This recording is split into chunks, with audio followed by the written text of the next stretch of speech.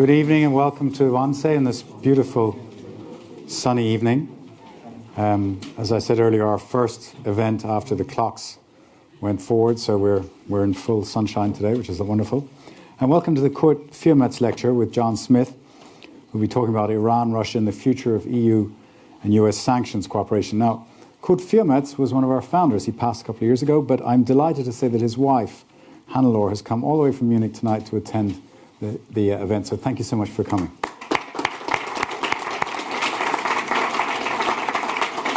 And then we also mentioned Rudolf Delius, from Director of Delius Holding in Bielefeld, who's also been very supportive to make this event happen. We're very grateful. Thank you so much for coming also.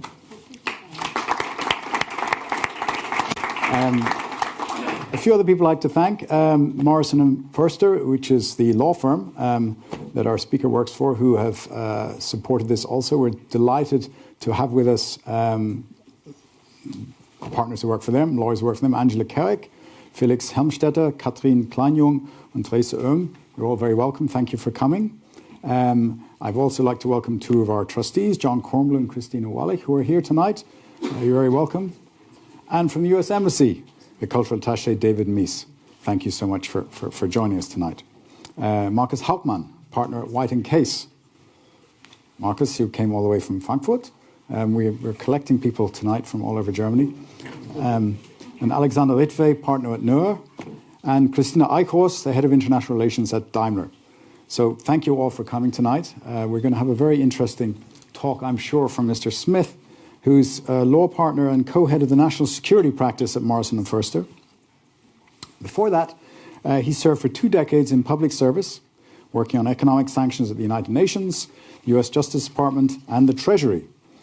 From 2015 to last year, he was director of OFAC, which is the Office of Foreign Assets Control in the Treasury, an office where he worked in total from 2011 for 11 years, yes? And so he would have been in the thick of sanctions against Iran, North Korea, Russia, and Syria. He admitted to me that he is personally responsible for denying Kim Jong-un his favorite French cognac, which was put on a sanctions list. And for you Hamiltonians in the audience, he also was awarded the top Treasury Award, which is the Alexander Hamilton Award, in 2018. So we're very delighted to have you talk to us tonight. Ladies and gentlemen, John E. Smith. Thank you for that. Very kind. It was the best of times. It was the worst of times. It was the age of wisdom, and it was the age of foolishness. So begins A Tale of Two Cities, the classic novel from Charles Dickens, published 160 years ago this year. Set in two of the great cities of the age, London and Paris. These same words frequently seem to be an apt description for our modern era and our tale of two continents, Europe and the United States, and in particular, the primary characters in our tale, the European Union and the United States. But before I delve too deeply into this tale, I should start by thanking the American Academy and Terry McCarthy for inviting me here today. It is such a privilege to be here. And given my 2-decade career in public service, it's particularly an honor and a privilege to be giving the Kurt Viermetz lecture here at the American Academy to honor one of the titans in international finance. As Terry mentioned, Kurt's widow is here today, and we are so honored that you've come today to attend this lecture. So thank you very much. I also want to acknowledge everyone here who came to hear the lecture. As the entity charged with the implementation and enforcement of all U.S. economic sanctions, the U.S. Department of the Treasury's Office of Foreign Assets Control, or OFAC, is not particularly the most popular entity around the globe at any one period of time, and particularly this year. So thank you very much for coming. I'm grateful for your willingness to attend, to listen, and I hope when Terry and I sit on the stage to engage with me tonight. So to return to our tale of two continents. Over the past decades, the EU and the US have banded together whether under the auspices of the United Nations or as two jurisdictions acting in concert to fight some of the greatest modern challenges to international peace and security, including international terrorism in the aftermath of the September 11th attacks and the rise of al-Qaeda and ISIS, and the horrifying attacks that have continued to haunt the heart of Europe. Another area of shared focus has involved the challenges surrounding the so-called Arab Spring. For example, the autocratic leaders, violent conflicts, and humanitarian crises in jurisdictions such as Libya and Syria. And we've also confronted together the instability and violence in so many parts of Africa, where despotic leaders plundered the natural resources of many countries while committing atrocities against their own populations so that they could cling to power outside the democratic process. Throughout, one of the primary tools our two jurisdictions have used has been economic sanctions, which are known as the alternative between words and war, between the use of diplomacy and the use of weapons. My former agency of OFAC traces its origins to and was born amid the fires of World War II. It was created to freeze the assets within the United States of countries that were invaded during that conflict, and thereby to prevent those assets, including gold or bank accounts, even hard currency, from being looted as spoils of war. Those frozen assets later helped to form the foundation of the Marshall Plan to ensure that the money would be available to rebuild devastated economies and countries after the war. As the Cold War and an Iron Curtain descended and divided Europe, the United States continued its use of economic sanctions to counter a divide between superpowers that for decades threatened to tear the world apart, with Europe as the heart of the battleground of that conflict. Over time, both before and after the fall of the wall in this great capital of Berlin, Western Europe in particular became a strong ally with the United States in the use of economic sanctions, including, for example, against apartheid in South Africa and the violent conflict in the Balkans. And far from being a silent partner in the sanctions relationship, Europe maintains a proud history of developing new concepts and uses of economic sanctions. In the early years of the current century, for example, Switzerland, Sweden, and Germany pioneered the concept of smart or targeted sanctions to avoid the humanitarian suffering that occurred under the old-style, full-scale embargoes that had gripped full countries and that had previously been used. The Interlaken, Stockholm, and Berlin bond processes of the time provided a roadmap for the style of sanctions that are still utilized today. European innovations continued. In the years following the smart sanctions revolution, during a period when I had the privilege to work for the United Nations Security Council, EU member countries successfully pressed to reform the UN sanctions mechanism to ensure that sanctioned parties had a mechanism to challenge their sanctions. All of this history contributes to our tale of two continents and brings me to some of the high points in the EU-US sanctions relationship and cooperation, involving in particular sanctions on Iran and Russia, which ironically are the same two programs causing the most friction in the current EU-US sanctions relationship. Turning to Iran, for more than a decade, the EU and the US worked together to confront the dangers posed by the Iranian nuclear program.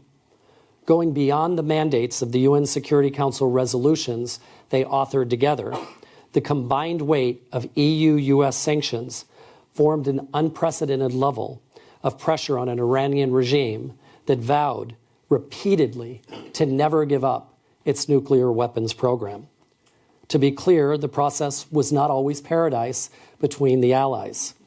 I concede quite candidly as a U.S. government official that the U.S. frequently pushed and cajoled and pressed our European partners, believing that additional sanctions were necessary to convince Iran to give up its nuclear program. And the EU publicly chafed at the introduction of the so-called secondary sanctions that the U.S. placed on Iran, where the U.S. increasingly threatened to sanction anyone, including our European partners, if they continued to do business with sanctioned Iranian actors or in certain areas of the Iranian economy, such as its oil sector. For the EU and others, these were not secondary sanctions, but extraterritorial ones.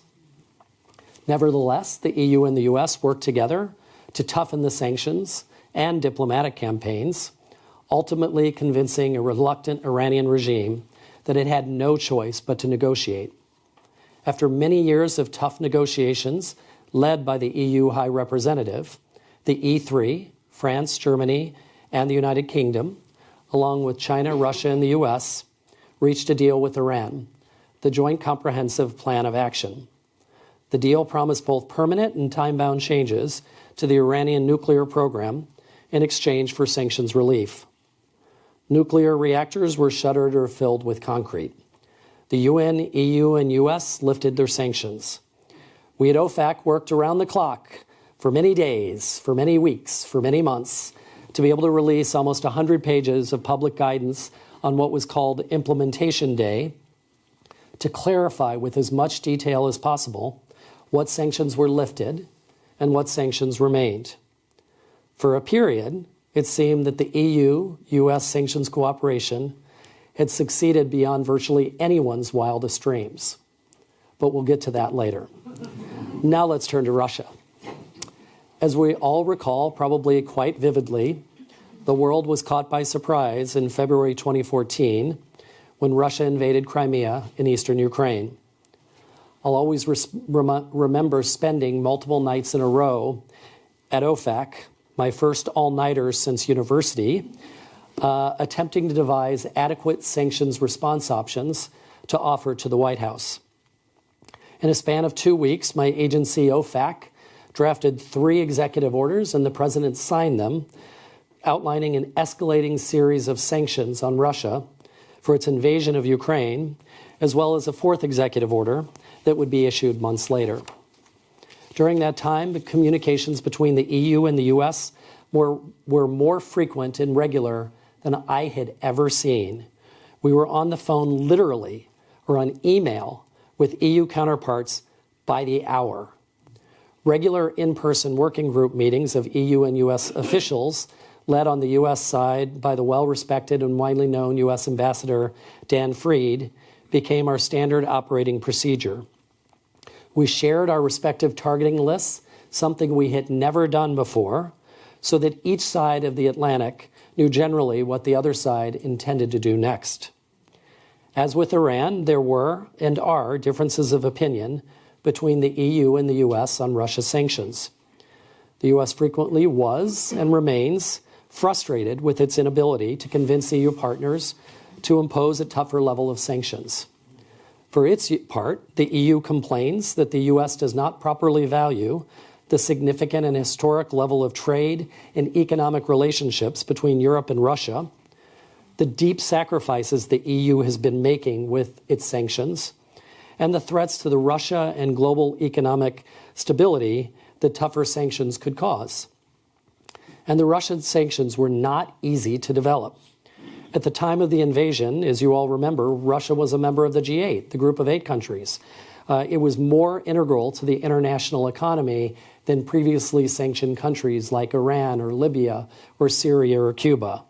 We had to figure out what to do with respect to Russia and how to impose tough sanctions pressure without throwing the international financial system into a tailspin.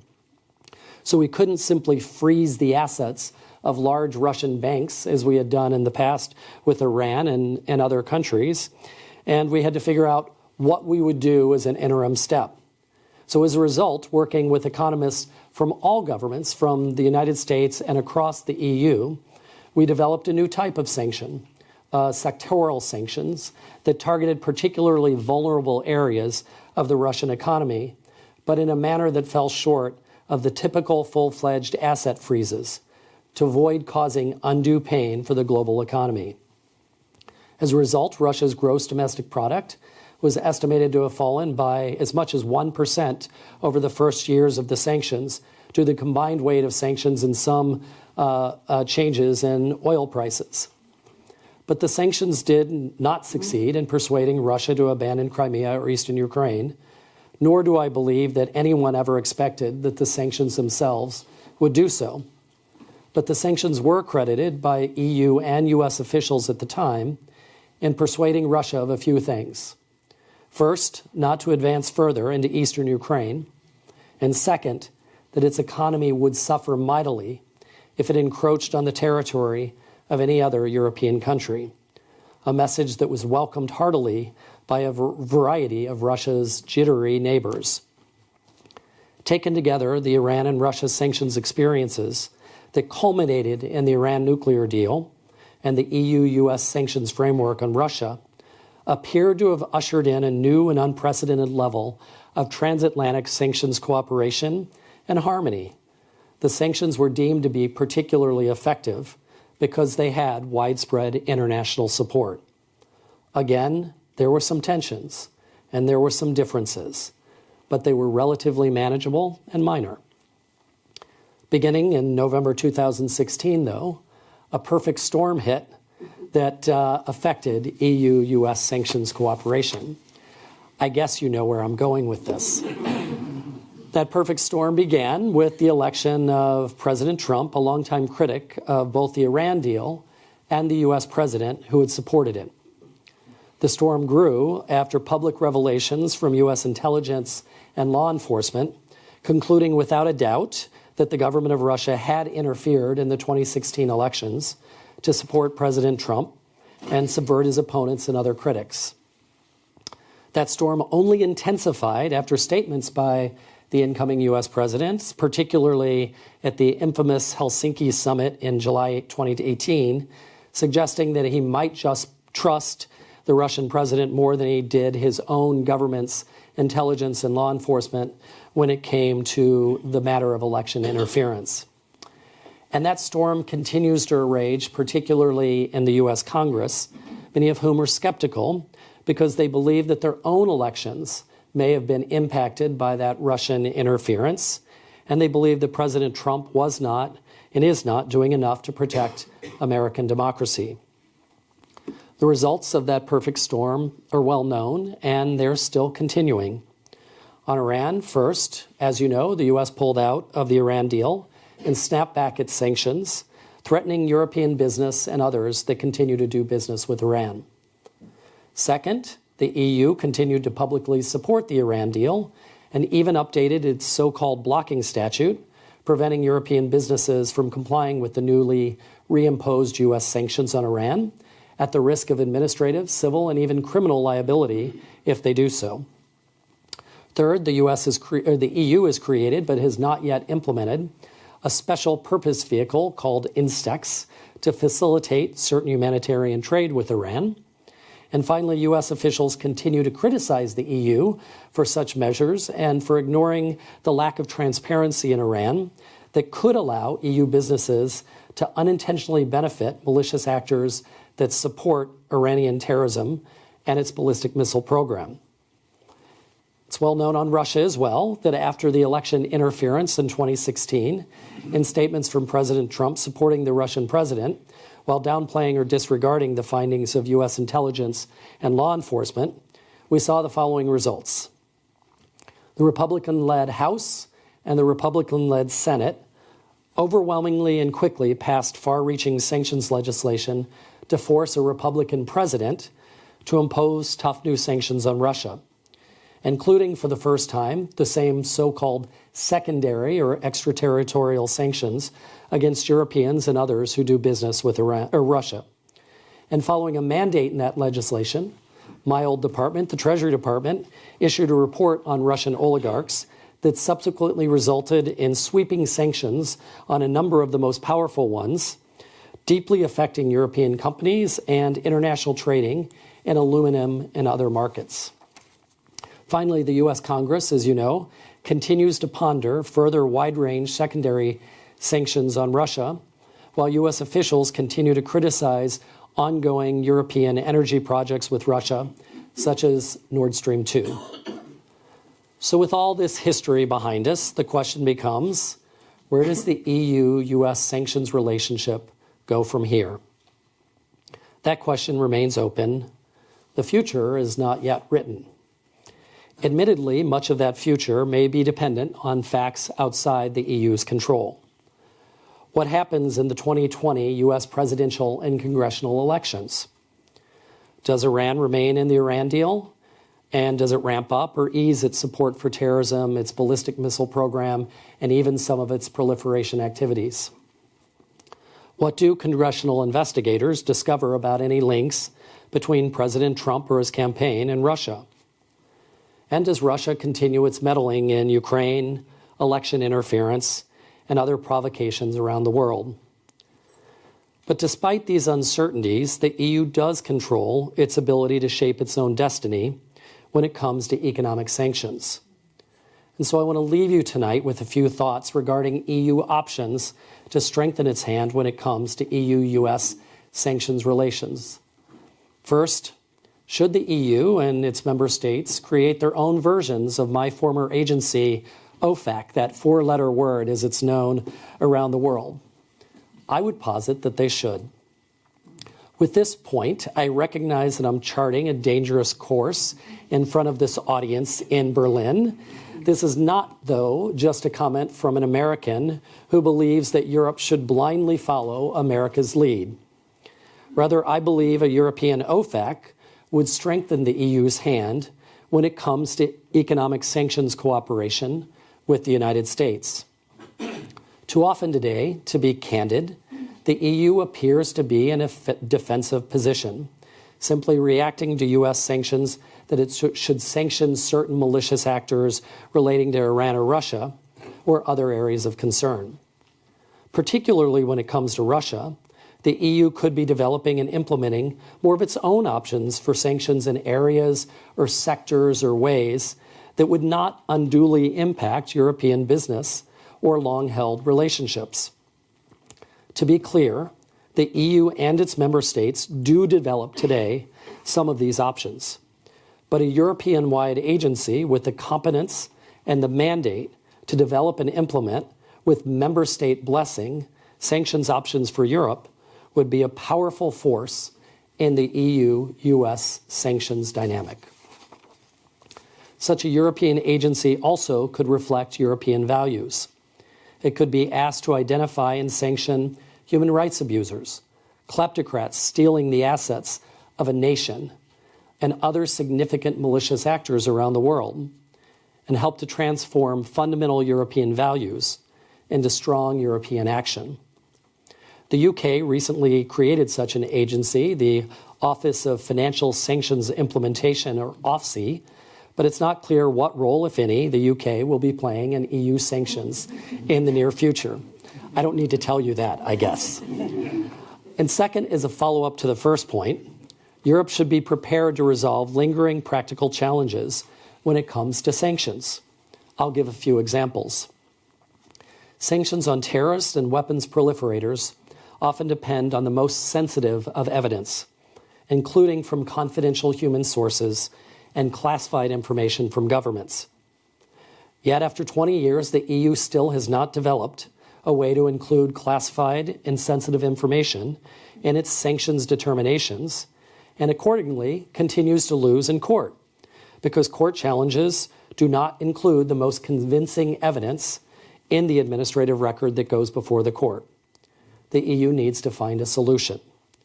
Similarly, with Instex, the EU may not be able to convince European banks and other businesses to use the service for fear of running afoul of U.S. banks and U.S. sanctions on Iran. I suggest, as a practical measure, putting reality over politics and finding a way to cooperate in an exchange of information with the U.S. The EU could agree to exchange information on the Iranian parties that are involved in the sale of food and medicine and medical products, these most harmless of activities. And in return, the U.S. could look at the list, let the EU know if there's any trace of the Islamic Revolutionary Guard Corps or any entity that is still sanctioned by both the U.S. and the EU, and provide the information as part of the process.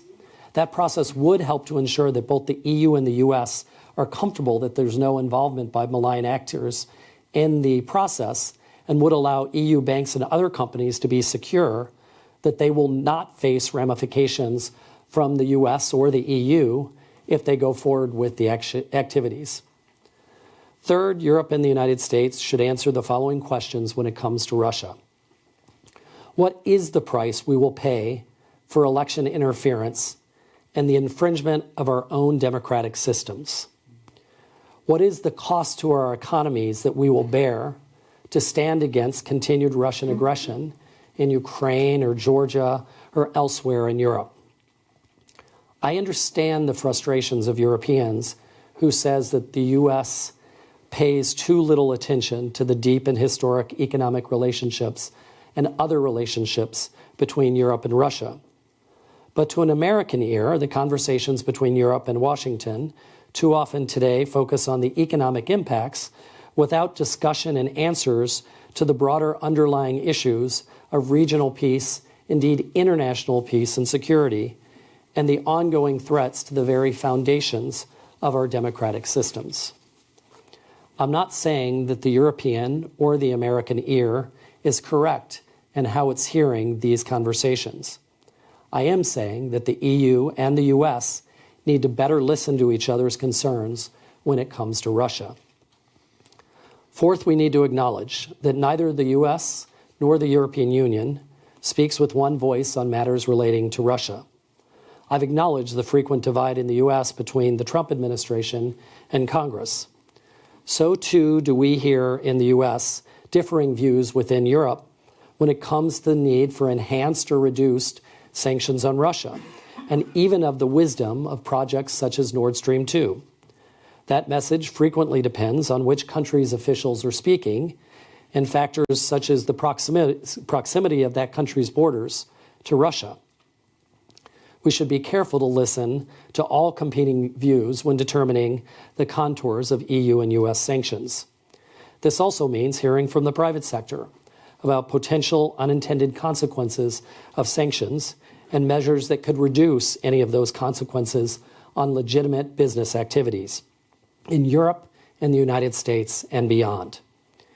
And finally, as we debate whether America is too aggressive with its sanctions or whether Europe is too lenient, we may overlook other growing threats to international peace and security, whether threats to our democratic values in the form of election interference and disinformation campaigns, or threats to our neighbors amid a growing militarism by Russia, China, and others intent on expanding their spheres of influence. The phrase, "united we stand, divided we fall," comes to mind. Sanctions work best when we stand united. The Iran and Russia sanctions program, among others, are evidence of that proposition. As the pendulum of history swings back and forth, there are some times when we will find ourselves more aligned, and sometimes when we will unfortunately find ourselves less aligned. But the pendulum always swings back. I have confidence that the EU and the US will continue to stand together, particularly in times of peril, in defense of our shared values. So going back to the beginning, I have confidence that in our tale of two continents, we'll find a way, as we paraphrase Mr. Dickens, to maximize those best of times and minimize that worst of times, and to maximize the time that we spend in the age of wisdom and really limit to the very briefest of stopovers our time in the age of foolishness. With that said, thank you very much, and I look forward to a further conversation. Let me start, if I may, and I may wander a little bit off topic later because I really want to ask you about North Korea, but Awesome. Let's start where we are with Europe and the US. So it's quite easy to say, you know, everything went into the toilet when Trump was elected. And clearly it was a big change in US policy. But let me ask you, supposing that the election had gone the other way, would everything have been rosy between the US and Europe on either Iran or Russia? No, and everything wasn't rosy even at the end of the Obama administration. There were frustrations between the U.S. and the EU when it came to the imposition of sanctions from a U.S. perspective, and I was deeply involved in the entire period of negotiations. The understanding that I think we all had is that the deal was about Iran's support for its nuclear proliferation activity. And we were going to put off the table in that negotiation its support for terrorism and ballistic missiles and human rights abuses, and we would continue to sanction those activities. And the agreement was that the U.S. understood that that was still going to be an area of focus. Like it or not, even if you're the greatest supporter of the Iran deal, it is a fact that Iran remains the greatest state sponsor of terrorism that we have today. And the whole idea of the Iran deal, the hope, was that you would bring Iran into the fold. But it was to be a mixture of carrots and sticks, with the idea of you have the Iran deal as a carrot on the proliferation side, and you have the sticks that are still remaining on those other activities. And there were tensions because after the deal, when Iran complained significantly that it wasn't getting the benefits that it wanted, Europe stopped the sanctions on those other activities. And I think that would have continued to be a lightning rod for U.S. officials, no matter what administration came in. It was a frustration even in the Obama administration. And you could see, and the Chinese were quick to move into Iran. They wanted to do business there. The Russians, of course. You can see how European companies are seeing this enormous market, potentially very valuable market, just disappearing in front of their eyes because they're adhering to a set of sanctions that the U.S. says thou shalt obey. I mean, you can kind of see that, right? Absolutely. And when European companies would say that that was unfair, I would agree. I would say, remember that U.S. companies have been under those restrictions since 1995. Doesn't make it any better, but that the U.S. isn't saying one thing for Europe, that it's saying not saying for its own companies. But there is a loss there, and I can understand from a business perspective, your government made a deal. It was a years-long negotiation to get to that deal, and there would be frustration in not being able to garner the benefits under that deal. And then Russia, I suspect there are very few people that think, certainly under Mr. Putin, that Crimea will ever be given up. You make the point that this set down, basically increased the price of Putin moving anywhere else, that this is what we did for Crimea. If you go into one of the Baltic states, it'll be worse or whatever. To what extent is this really causing Putin pain, or does it in some ways strengthen him because kind of like with Cuba, you say, well, we're against these Americans and rally together? So I think often the militaristic avenue garners much public attention and support at the start. So President Putin's campaign in Ukraine and Crimea was overwhelmingly popular among the citizenry of Russia, and his poll numbers, to the extent they could be believed, were astronomical. They were incredibly high. It has been demonstrated that over time, weakening of an economy will have an impact. And so over time, that his support levels have been reduced, but still he is able to pay off the requisite levers of the economy, including the oligarchs and others, which was part of the theory behind sanctioning some of those powerful individuals and companies that were at President Putin's side. Mm. So, do sanctions work at all? We talked about this over dinner. There are people that say sanctions are a waste of time.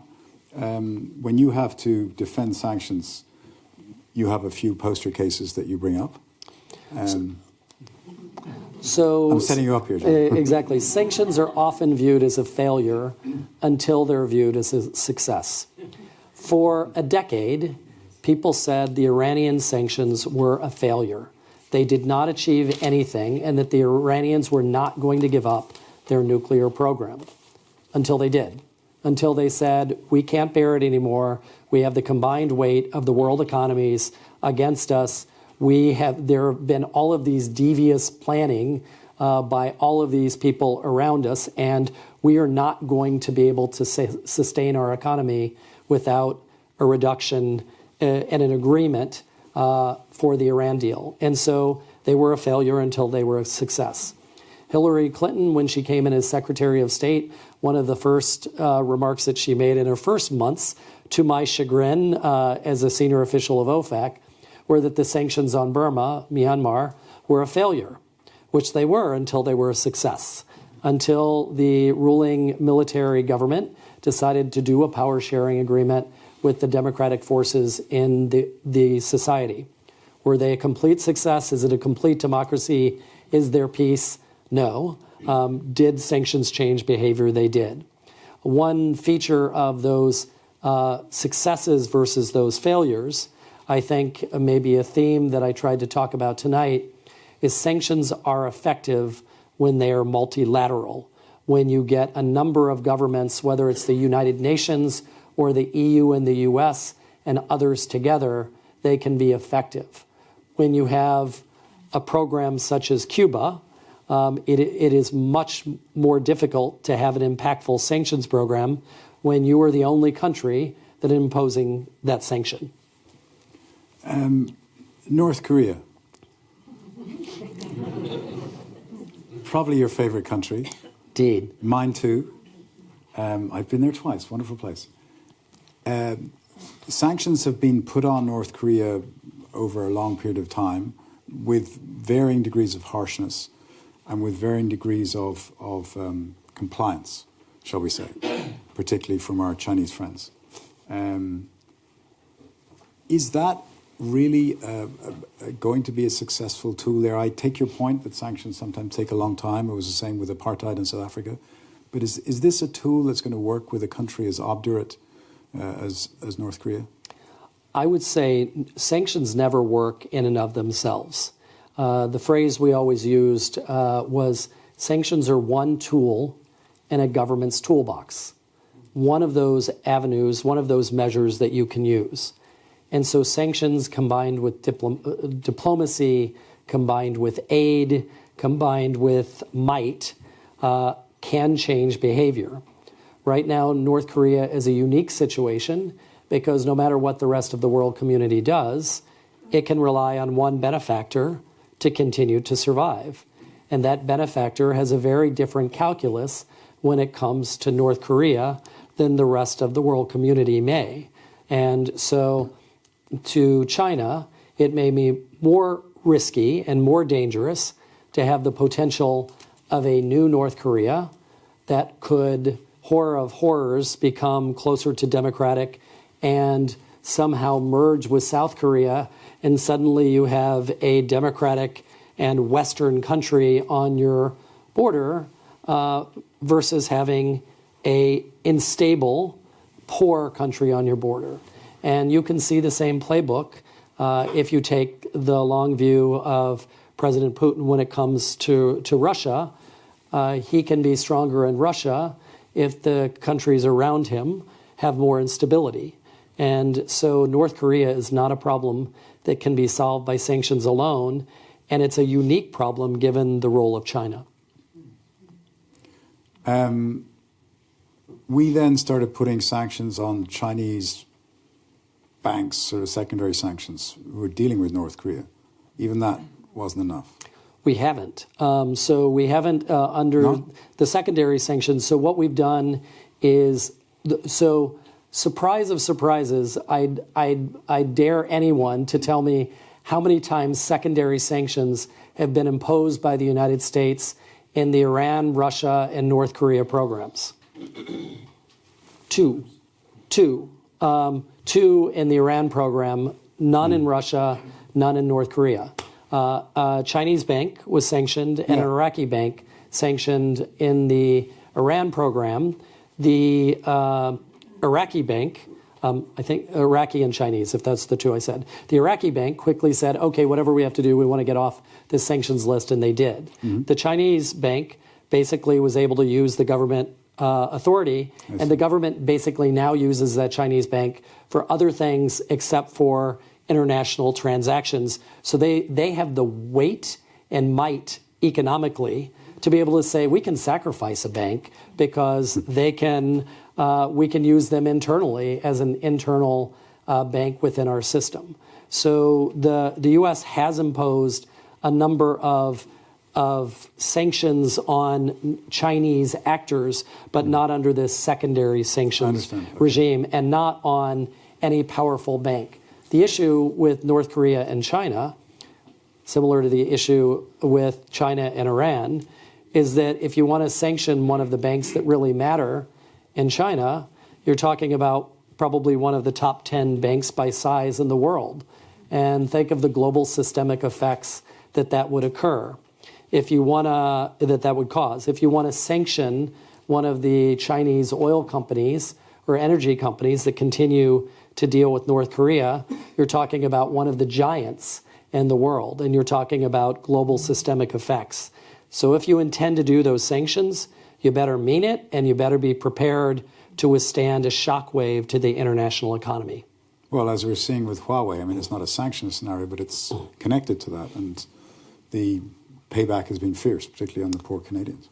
The payback can be fierce on those who dare to oppose China. And I think the Trump administration, in its campaign to convince countries not to use Huawei, has a difficult road ahead, partially because of the rhetoric. I think anytime you give a thou shalt do something, it's very difficult to convince another country when you say thou shalt do something publicly. It's very difficult to convince that other country to agree.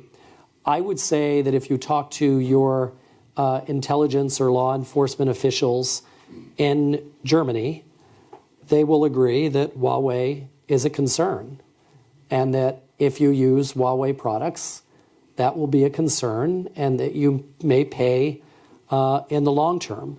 And it's odd coming from a U.S. government official in Europe, where you learn to adjust to European standards on data protection and data privacy, to say Facebook and Google are the bad guys in the relationship, but we're going to allow Huawei in because there hasn't been a convincing public demonstration of proof.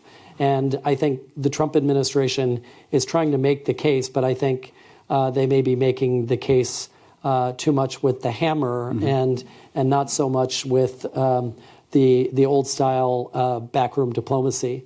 And my friend at the State Department did not hear me say that, by the way. So allow me to ask one more question, if I may, and then I'll open it up. You, in your long career, you were not just sanctioning countries, but there were a bunch of other bad actors, international drug smugglers and cyber hackers and international crime syndicates and so on and so forth.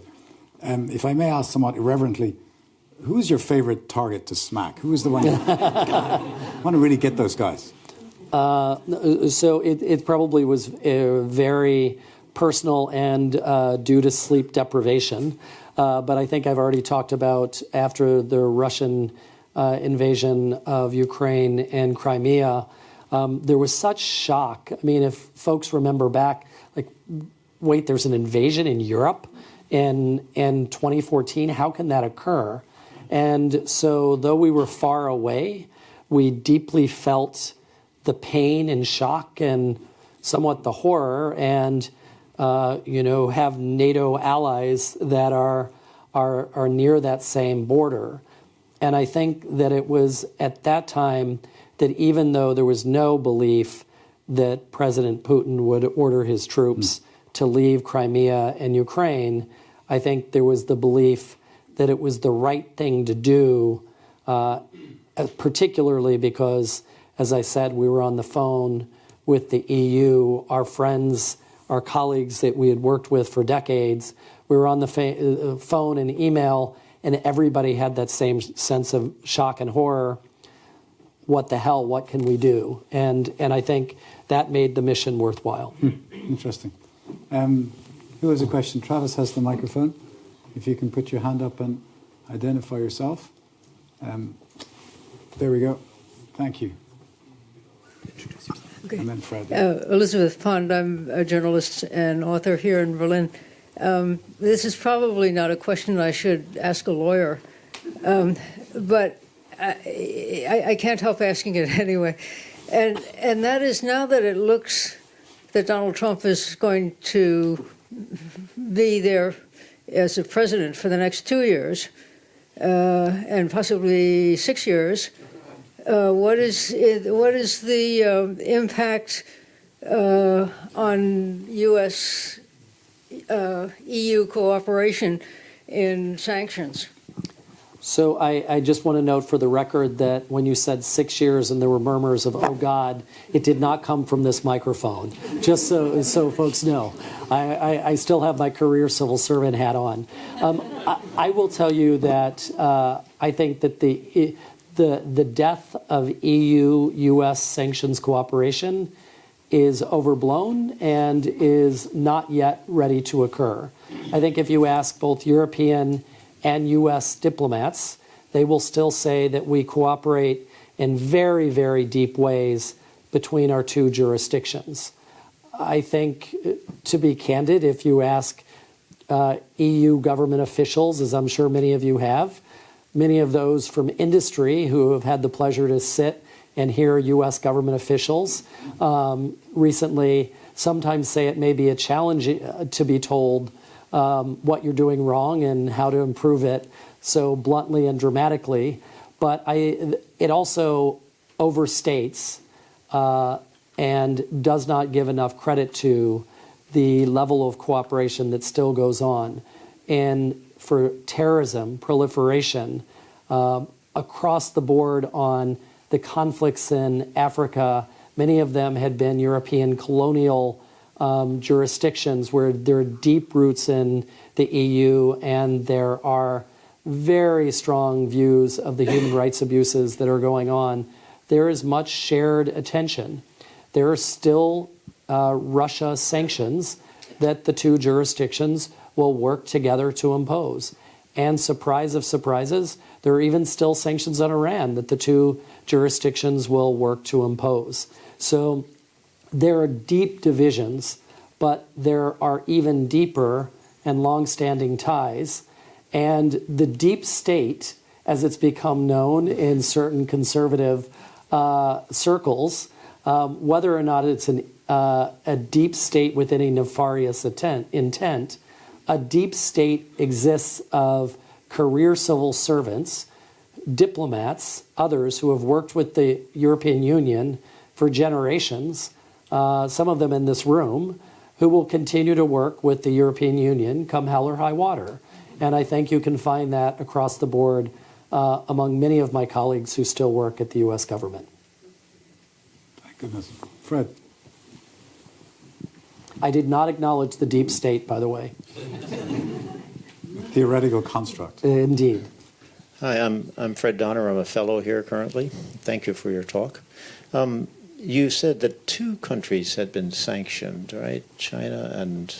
Two banks had been sanctioned. I remember several years ago there was talk about Turkey or figures in Turkey evading sanctions on Iran. Whatever happened to that? Did we look the other way? Were they given a slap on the hand? So this is a good time for me to do my school teacher thing for a moment and give you my definitions, because you're going to say, okay, the definitions really underplayed what you said in some ways.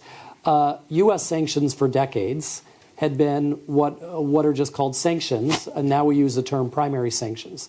They impact U.S. persons, U.S. citizens, U.S. companies, European companies who operate in the U.S. I want to guess how many U.S. persons we've had in the audience here, and I'm going to guess probably about 99% of you, because you've all been a U.S. person under our sanctions rules anytime you've set foot in the United States. So primary sanctions impact U.S. persons. And so the rules are, when OFAC or even the European Union, when there's a malicious actor, I'll just say a bad person, you put on a list, and it requires U.S. persons not to deal with those persons on the list. And so those are most sanctions that have been applied across the board. So when the U.S. threatened, even recently, they did impose sanctions on Turkish actors under their primary sanctions, meaning that U.S. persons couldn't deal with the Turkish actors, but Europeans and others could because they weren't under the secondary sanctions construct. Secondary sanctions were something that the U.S. started to impose in about 2010 that said, okay, forget everything we told you about U.S. sanctions and they only apply to U.S. persons and U.S. transactions or U.S. nexus, U.S. origin, goods and service. Forget all that. We're going to tell you that transactions that occur completely outside the U.S. with non-U.S. persons, non-U.S. transactions, non-U.S. activities, if they occur with the Iranians, these sanctioned areas of the economy, we, the U.S., are going to reach outside and sanction you, and we're going to call that secondary sanctions. And the reason we can call it secondary, and you may say extraterritorial, is we say secondary because at the end of the day, we're preventing you from doing further business in the U.S. Of course, if you do that to a bank or a large company, it's a death blow to the U.S. To the other company. They need the U.S. dollar or the U.S. financial system. But those are the two differences. So when I said secondary sanctions, it only been imposed twice. There have been violations of U.S. sanctions that have had some involvement with the U.S. economy, and those were the primary. So apologies that I had to give you that long answer. I think the room needed it, so thank you. We got one up here, and then we'll go back here. And then we get Christine. Hello, I'm John Corm. Two quick questions, or one quick and maybe one longer. From time to time, over the past already 40, 50 years, there have been also congressionally mandated sanctions, which drive people, I can tell you from personal existence recently, crazy, because they don't know how they fit in with what OFAC does, whether they're binding, who enforces them, why they're there. We know why they're there, but that's one question. The one that I find that I'm asked very often here, and I can't always give a very good answer to, is what is the role of the dollar in all of this? Because the dollar is very much an underpinning of sanctions, and probably one of the least understood parts of this whole thing is the efforts that some European countries have been making to set up a sort of an alternative payment system. This gets, I know, very technical, but it's something which comes up in the press all the time. Two very good questions. Thank you for the easy questions. The first in terms of congressional sanctions. So occasionally Congress just doesn't like what the administration is doing. I've mentioned that recently when it comes to Russia, President Trump. This Congress does not trust this president when it comes to Russia. With Iran, the Congress, the Republican House and the Republican Senate did not trust President Obama when it came to the Iran deal. They didn't overturn it, but they imposed statute after statute imposing tougher sanctions on Iran. The granddaddy of most of those sanctions by Congress were under the Cuba program. So that Congress mandated that certain sanctions had to exist until Cuba becomes a democracy. So one of the most intensive experiences of my professional career had been under President Obama's opening to Cuba. I was one of a handful of officials that knew that months in advance, and we had to work very quietly because word couldn't leak out, because if it did, Congress would likely not fund us and shut down the government over there were some that felt so strongly on Cuba.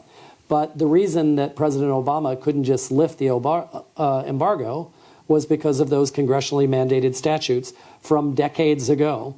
And that is somewhat convincing to some members of Congress. There are many members of Congress that want to get rid of a few features of the Cuba embargo.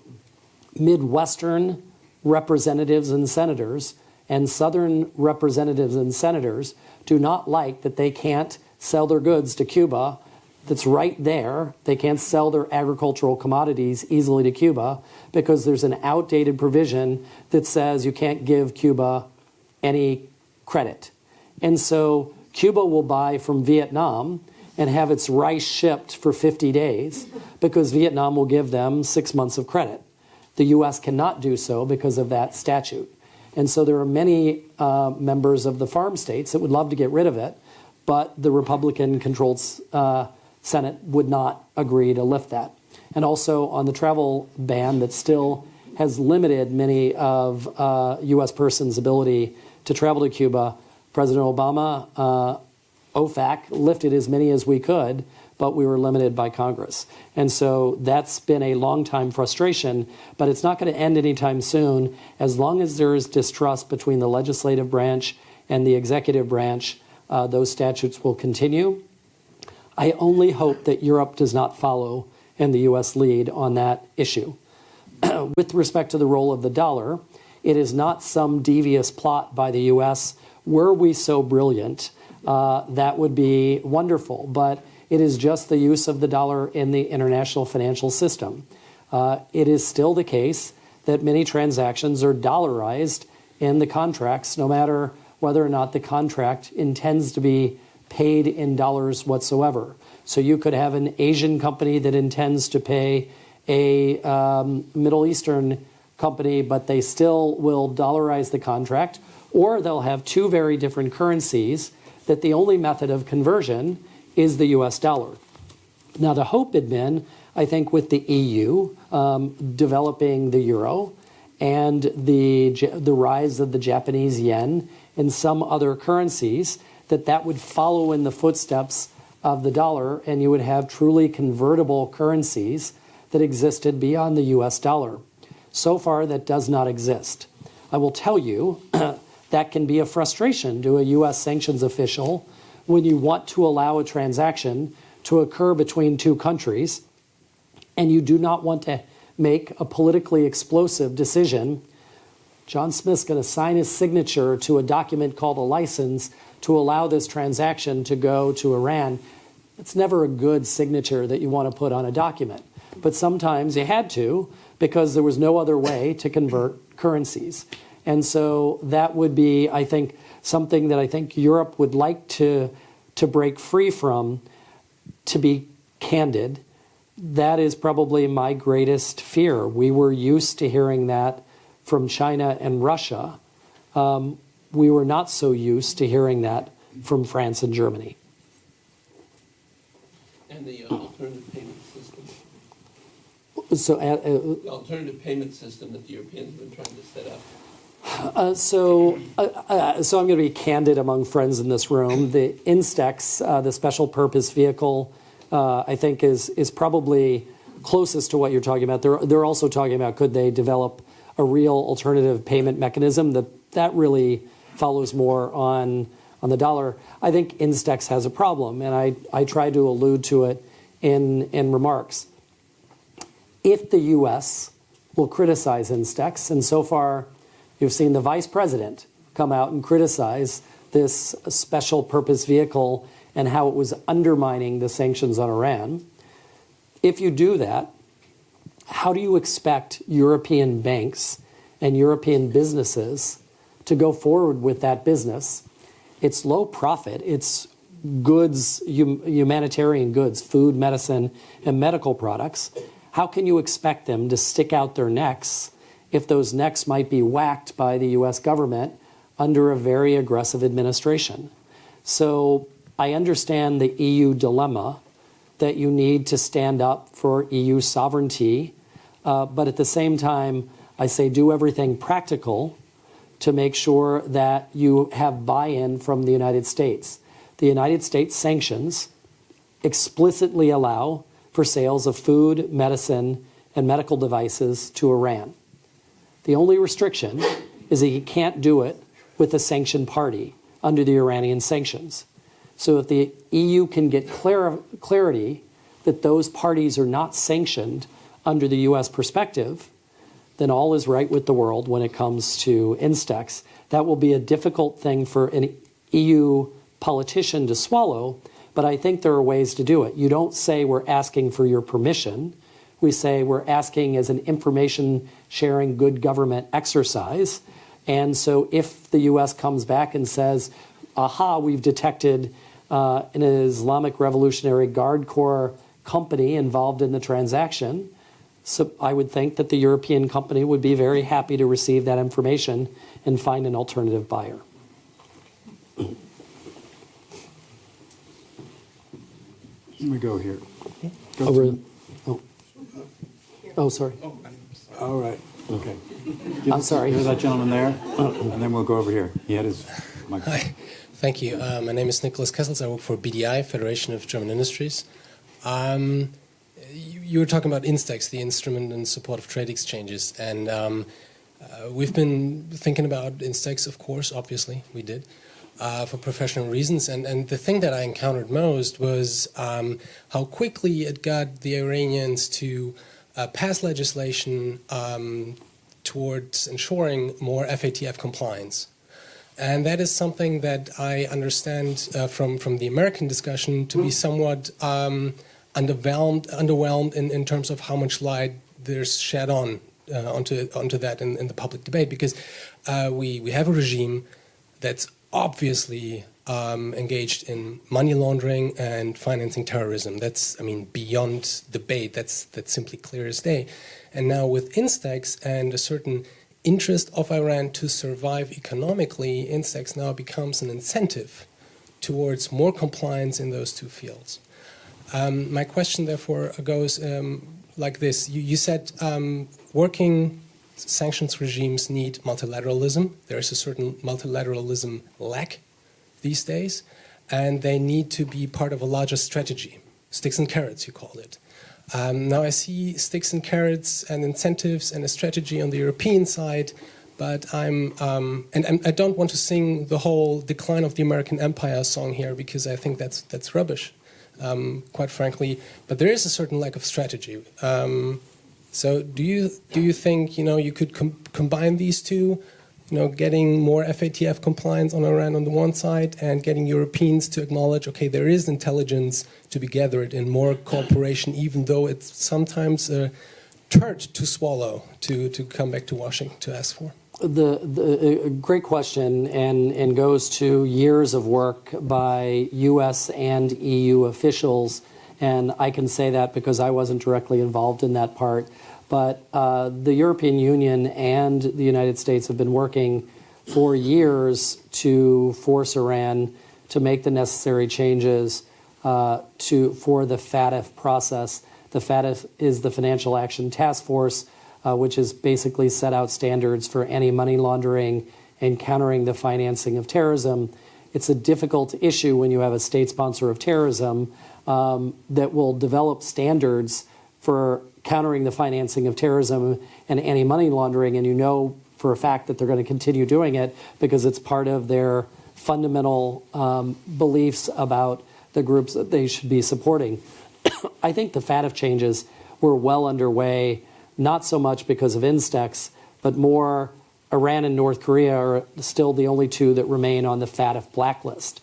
I think they hate that designation and they want to do everything they can to get off the FATF blacklist. But I do think that you can use the European Union and the United States can use the continued pressure in the FATF context to continue to get whatever improvements they can get out of the Iranians, but at the same time try to do whatever they can to ensure that in a non-transparent society, even with whatever paper changes they've made, that the European companies that get involved in this trade will not, at the end of the day, face a sanctions repercussion or even the threat of one from the United States. Because as long as that threat looms, then I think that INSTEX will not be a success.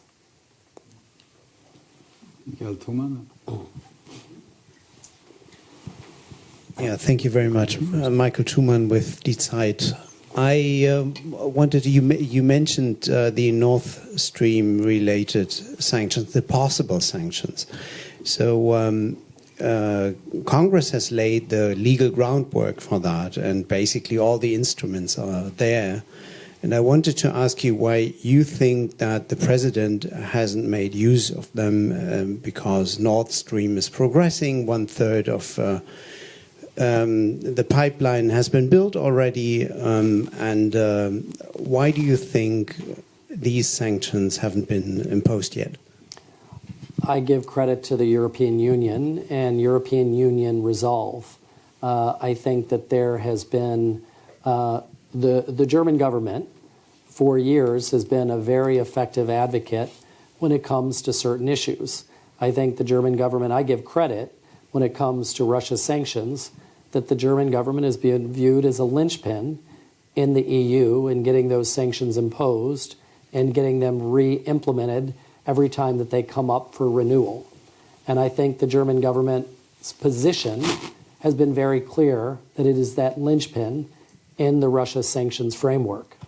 And I think with that understood, it is very difficult when you have a confrontation between the two leaders of the two jurisdictions. And one said, I'll paraphrase, "Don't you touch my pipeline," and the other criticizes it. It would be very much a sanction on Germany. It would be, and that would be relatively unheard of. I was surprised when President Trump directed that there would be sanctions on Turkish officials for the detention of the American pastor a year or so ago. Probably less. I guess I was already out of government, so it was less than a year ago. That was the first time in memory, and I mean memory that goes back decades, that there had been the U.S. government sanctioning of a NATO government official. And so this would be a type of sanctions against the strongest of allies of a type that you haven't seen in recent memory. And I think as much bluster, as much provocation, as much outrage as you see on the U.S. side, it is very hard to pull the trigger on Nord Stream 2 because you have to be ready to face the collapse of the EU-U.S. sanctions framework on Russia. You have to face that as a risk. But that doesn't mean it won't happen.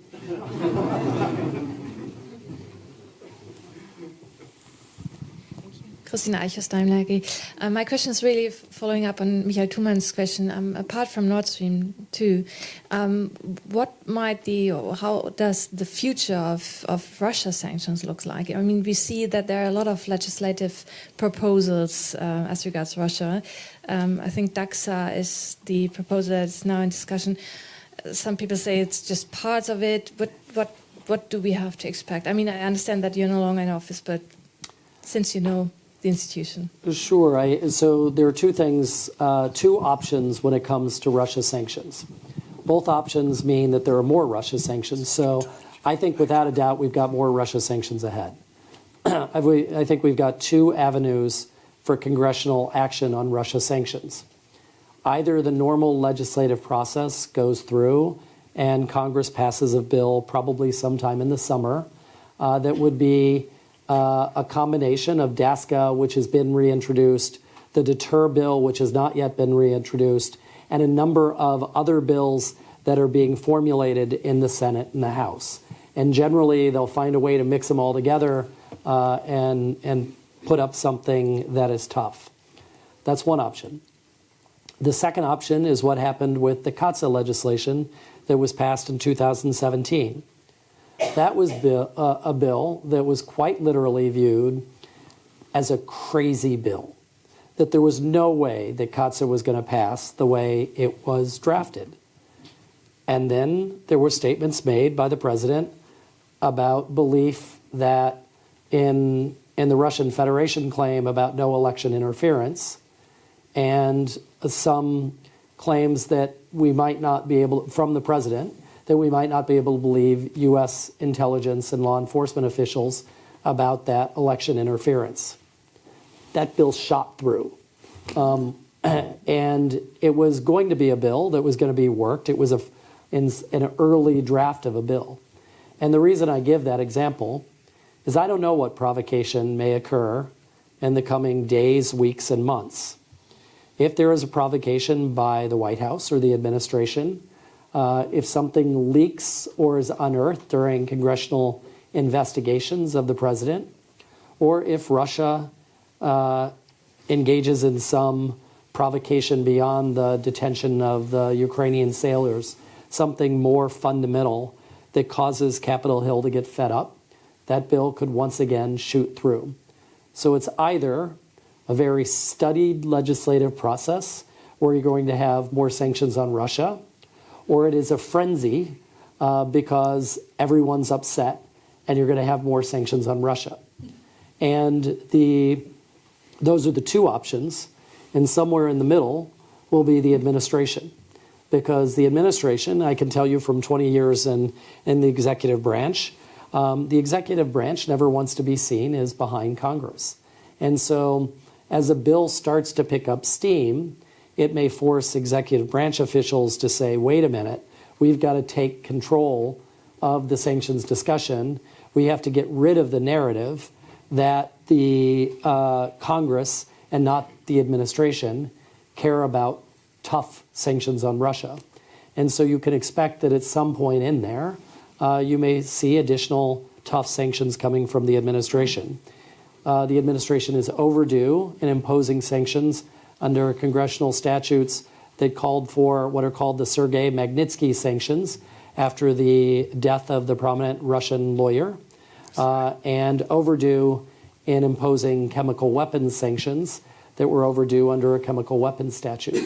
It is rumored that those sanctions will be any time, but they're months and months overdue. It's unclear the level that they'll be. Are they going to be the big impact sanctions, or are they going to be kind of another round that people look at and say, oh, there's sanctions on Russia, and then kind of move forward the next day? It's too soon to tell. It's unclear why the administration waited so long, except for maybe some desire to coordinate with the European Union. I'm Rolf Schnelle, former diplomat, lecturer at the Free University of Berlin. I must say I was prompted a little bit by your comment on values and action on the European side, and I'm tempted to ask, what about Saudi Arabia with values and action in that case? And I know the situation in Yemen is very complicated. How about a deal, Iran against Saudi Arabia, and something working out in that context? Terrific, provocative question. I like it. So were I a Trump administration official, which happily I am not, I would tell you the United States has stood firm with the world community in imposing sanctions on Saudi Arabia for those atrocities. As you may know, the Saudis handed up a list of lower-level officials that, of course, engaged in the atrocious murder of that journalist, and the U.S. dutifully followed in sanctioning those officials. So the U.S. has taken sanctions actions against Saudi Arabia for that death. I would point out that a number of jurisdictions around the world have not, because they do not have human rights sanctions on their books that they're able to utilize. That, in some ways, I would like to see the European Union have, because I would like to see the European Union impose tougher sanctions on Saudi officials up at a higher level than the United States was willing to do so. So that is part of the shared values that I'm talking about.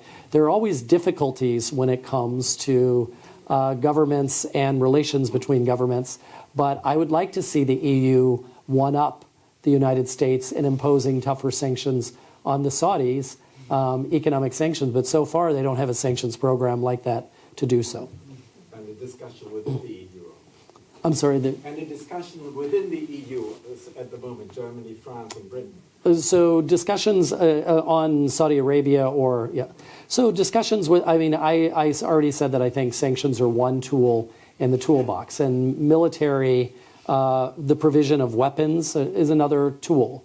And I believe that Europe will continue to use those tools, and there are many in the United States, and there's been some action in Congress to utilize those same tools. I think the administration disagrees, and the Trump administration disagrees, but I think that this is one of the reasons to have such a sanctions agency, is you can utilize sanctions and the provision of military assistance, the provision of other types of assistance, visa sanctions where you allow people to come to your countries.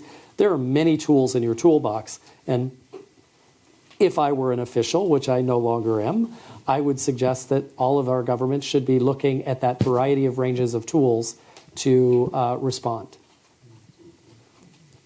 Can I ask one? Yes, you may. But can we give this lady first a chance, and then we'll go back to John? Is that okay? Thank you. Renata von Kettler, I'm a capital markets lawyer in a small bank here in Germany. We only do Central European business. Your list of sanctions is getting longer and longer and will continue to get longer. I'm just thinking of Venezuela right now and all other hotspots in the world. How do you monitor especially the secondary sanctions? How do you do it if you're at a bank, or how do I do it personally? You as the US government. It takes a lot of work. Somebody asked me on the way in here what kind of lawyer I was, and I said I'm a sanctions lawyer. And I think there was the question about, so what else do you do? And I'm like, I'm a sanctions lawyer because it is very difficult. If you're, my work is with companies around the world now that basically say, we don't understand this complexity in the U.S. sanctions rules, or we don't understand how to deal with conflicts between the U.S. and the EU and the EU blocking statute, and we don't understand the complex Venezuela sanctions. And basically, it's my job to keep up with that, and not only to understand the rules, but happily I was there and wrote many of the rules, so I can tell you what goes on in the thinking for those rules and how OFAC looks at an enforcement actions. But it's very, very difficult. And frankly, in the time that I spend talking to the private sector now, and even when I was a government official, what people most desperately wanted to hear was not the letter of the rules. They wanted to know, and this is the second time that I'm going to curse, so my mother would not be happy with me, but they wanted to know what in the hell OFAC was thinking about when it issued this rule. What did it mean? And I think that is the hardest part, especially the longer you're out, is still keeping up with the flow. And so someone said they recognized I'm no longer in government, but tell me about what Congress is thinking. I spend my time talking to the folks that I used to work with on Capitol Hill who are still there, who still work with OFAC, because it is a great mystery that we lawyers and compliance folks need to work out for the companies that we represent. So I pity you in that role in a company. It's not an easy one. But it's a great challenge and a great honor. Should I have said that as well? I just wanted to go back. You were mentioning these things. There was one which struck me as a very embarrassing incident which took place, but maybe you can clarify it. Mr. Deripaska, where there were sanctions imposed and then all of a sudden lifted over Christmas where nobody could object. So the saga of Mr. Deripaska is a complicated one, and I will take full responsibility that as OFAC director, I was there and issued those sanctions. So boo and hiss at this appropriate moment. So the message at the time, this is what occurred. Congress passed the CAATSA legislation. I've already told you what I thought about the bill. No one thought that bill was going to pass. That bill required the executive branch to do a report on Russian oligarchs and other Russian powerful figures. And so, and it also gave a list of factors that you should look at when it comes to Russian oligarchs. And we in the Treasury Department worked with those across the U.S. government, including in the intelligence and law enforcement communities, to do that report, but very quickly realized two things. One, this was going to rely heavily on classified information if it was going to mean anything. And two, if we put out unclassified summaries, we were basically telling the oligarchs in advance who we would sanction in the future if we sanctioned. So we came up with the ingenious idea, and it was not an OFAC report, so don't look at me on that part, to do a classified report with an unclassified summary that people said bore a striking resemblance to the Forbes list. And that unclassified report was just a list of rich people in Russia. The classified report, and I can say this because the Secretary of the Treasury said this in public testimony, was a very detailed classified report that went in great specificity as to who was, and I'll just say it in the easiest way possible, who was a bad oligarch and who was a less bad oligarch. and the way to phrase it. And then that report came due, and the Treasury Department always met our deadlines, unlike our colleagues at the State Department, who still have yet to impose some of the sanctions under that statute. So that report came due, happily for the Secretary of the Treasury, just right before he was supposed to testify on Capitol Hill.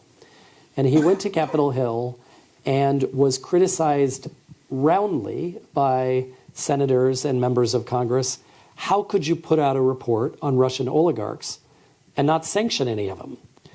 And nobody in Congress really cared. The answer was because the legislation didn't ask us to sanction. It just said do a report. And so by the end of that hearing, the Secretary of the Treasury said, we will issue sanctions on Russian oligarchs within 30 days. And we at OFAC had the duty then to issue sanctions on Russian oligarchs within 30 days. And so we did. The question became, and the question was asked to our senior political officials, our bosses up the chain, should we give the message that certain oligarchs are too big to sanction because they're too powerful, they control too much of the international economy, and so are some of them off limits? And so the answer came back, well, no, not really. But what do we do if we sanction folks? And you can look in the press release. It's not that we were surprised. Sanction somebody who controls 7% of world aluminum supplies. And the answer, as it has been with Russia, as it still is with Venezuela, and it will continue to be in the future, OFAC, you handle this. You just handle it. Listen to industry. You can put out the licenses, and we would say in a big column, here are the options, a chart like this. Here are the options, here are all our names, and here are the impacts that it will have. This is the deep sanctions impact. These are the secondary consequences on U.S. and third country business. And here are some of the potential responses that we could do. We could do what are called general licenses, waivers, specific licenses, basically authorizations to allow companies who are caught in the middle. And the answer was, well, we can't message to anybody that they're too big to sanction. There are some that are really bad and close to President Putin in these activities, so you have to sanction. So we did. And we heard resounding cries from industry that we expected around the world. But I'll tell you, we expected to hear the unhappiness. I don't think even OFAC and the economists that worked with us from across the U.S. government expected quite the inundation of paper pleas, phone calls, every method of communication other than Morse code came in to OFAC over those days, weeks, and months. And OFAC was called to solve the problem. So OFAC issued some authorizations to allow the economy to continue. But there is also a rule in OFAC, which I stand by, and this is why, at the end of the day, the moral of my story with Deripaska will not be it was an embarrassment or it was a bad act to delist him, because our rule is sanctions are intended to change behavior. And you can sanction someone for their behavior, and then you can sanction companies that they own or control. That's the long-standing rule that's been applied in Iran and Russia in sanctions programs for decades. And so the answer is, if they no longer own or control a company, then those companies shouldn't be sanctioned. And for decades, companies have done what they could to come out from under U.S. sanctions by getting out from under the ownership or control of a sanctioned party. And Mr. Deripaska and those companies engineered it and changed it so that they would no longer be under the ownership of Deripaska. And at the end of the day, they gave more evidence that the Treasury Department put out publicly to Congress, and you can Google it, OFAC, Deripaska, Ian Plus, reasons for delisting, and you'll get, I think, a 9-page statement of all of the commitments that were made, the guarantees. OFAC had never done that before in any delisting in its history, put out that much detail, because it wanted to assure members of Congress that it was doing the right thing. And at the end of the day, members of Congress saw it as a political football. It was another way to say the Trump administration is weak on Russia. But I will tell you that action was supported by every career civil servant who worked in OFAC and no longer worked in OFAC, those across the Treasury Department and the State Department who no longer were there, and those from a variety of political persuasions, because it was the right thing to do legally. Sorry I was long-winded.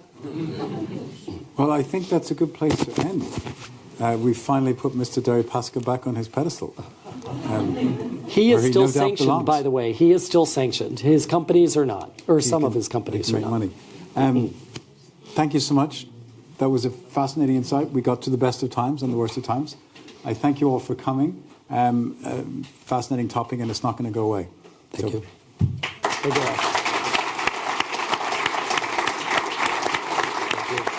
This was great. Thank you so much.